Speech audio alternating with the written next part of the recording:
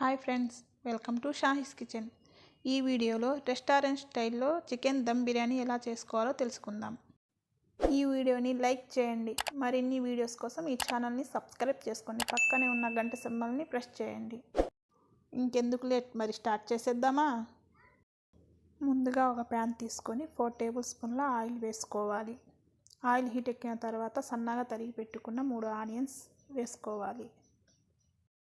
Friends, ఈ ఛానల్ని కొత్తగా స్టార్ట్ చేసాం. ఈ ఛానల్ని సబ్స్క్రైబ్ చేసుకొని సపోర్ట్ చేయండి మరియు ఈ వీడియోని షేర్ చేయండి. ఆనియన్స్ ఇలా బ్రౌన్ కలర్ వచ్చే వరకు ఫ్రై చేసుకోవాలి. 1 కేజీ చికెన్ తీసుకొని బాగా కడిగి పెట్టుకొని 2 టేబుల్ స్పూన్ల సాల్ట్, 1 టేబుల్ స్పూన్ ధనియాల పొడి, 1/2 table spoon garam masala, 1/2 table spoon chicken masala, 2 table స్పూన్ల కారం, 1.5 టేబుల్ స్పూన్ అల్లం వెల్లుల్లి పేస్ట్, 1/2 టేబుల్ స్పూన్ పసుపు, పలావ్ దినుసులు, 1 టేబుల్ స్పూన్ నెయ్యి, కొంచెం కొత్తిమీర, కొంచెం పుదీనా, గుప్పెడంత కసూరి మేథి, 1 నిమ్మకాయ, 1 గెరిటె ఆయిల్, 1 కప్పు పెరుగు, వేయించుకున్న ఆనియన్స్, 1 టమోటా వేసుకొని బాగా కలుపుకొని ఫ్రిడ్జ్లో పెట్టుకుంటే ముక్కకు మసాలా బాగా పడుతుంది. ఆ తర్వాత పెద్ద డబర ఒకటి తీసుకొని దాంట్లో వాటర్ వేసుకొని వాటర్లో 3 పచ్చిమిర్చి, పలావ్ దినుసులు వేసుకొని 1 టేబుల్ స్పూన్ అల్లం వెల్లుల్లి పేస్ట్, 1 టేబుల్ స్పూన్ నిమ్మరసం వేసుకొని నీళ్లు మరిగే వరకు మూత పెట్టుకోవాలి. బాగా మరుగుతున్న నీళ్ళల్లో మనం ముందుగా నానబెట్టుకున్న బాస్మతి రైస్ని వేసుకోవాలి.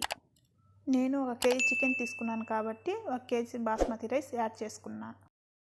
1 టేబుల్ స్పూన్ సాల్ట్ వేసుకొని బాగా కలుపుకొని మూత పెట్టుకోవాలి. ఇలా బాస్మతి రైస్ 95% ఉడికేలా చూసుకోవాలి. ఆ తర్వాత వేరొక ప్యాన్ తీసుకొని 4 టేబుల్ స్పూన్ల ఆయిల్, 1 టేబుల్ స్పూన్ నెయ్యి వేసుకొని మనం ముందుగా కలిపి పెట్టుకున్న చికెన్ని యాడ్ చేసుకోవాలి. చికెన్ని యాడ్ చేసుకున్న తర్వాత మనం ముందుగా ఉడికించి పెట్టుకున్న బాస్మతి రైస్ని యాడ్ చేసుకోవాలి. రైస్ అంతా యాడ్ చేసుకున్న తర్వాత కొంచెం కొత్తిమీర, కొంచెం పుదీనా, ముందుగా వేయించుకున్న ఆనియన్స్, 1 టేబుల్ స్పూన్ నిమ్మరసం, 3 టేబుల్ స్పూన్ల ఘీ యాడ్ చేసుకొని లో ఫ్లేమ్లో 45 మినిట్స్ స్టవ్ మీద పెట్టుకోవాలి. ఫైనల్గా మన చికెన్ దమ్ బిర్యానీ రెడీ.